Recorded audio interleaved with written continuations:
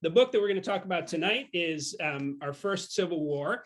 And I didn't, the first question I should ask about this, I think it's got to be the first question that you ask about any new one-volume history of the Revolution. And I can ask this because I wrote a book about Lincoln. And the first question anybody asked me is, there's 15,000 books about Lincoln. Why do we need another book about Lincoln? Why do we need another book about the Revolution? What makes this special? I don't talk as much about the war as a war in the terms that most people think about it.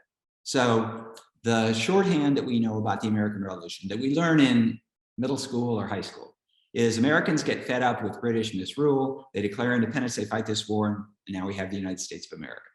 What I want to do is I want to get sort of behind that story, and I want to find out what makes people make the decisions that they make.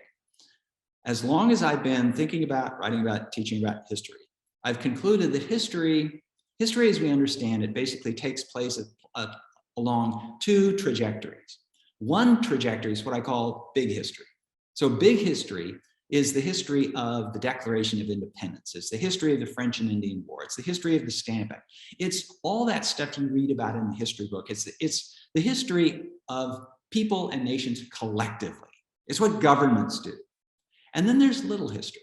Little history is the history of individual lives, of private lives. My father, he's been deceased now for a dozen years, but for a long time, he was my model reader. You asked about my writing. Every author needs to have a model reader. Who is the person, who's that idealized person you're writing for? What kind of knowledge does that person bring to the reading? What expectations does that person have? And my father was exactly that. He was not a history specialist by any means, he was a businessman. But years before, somebody had talked him into buying a 7-volume biography of George Washington. And my dad used to look at those 7 volumes on his shelf.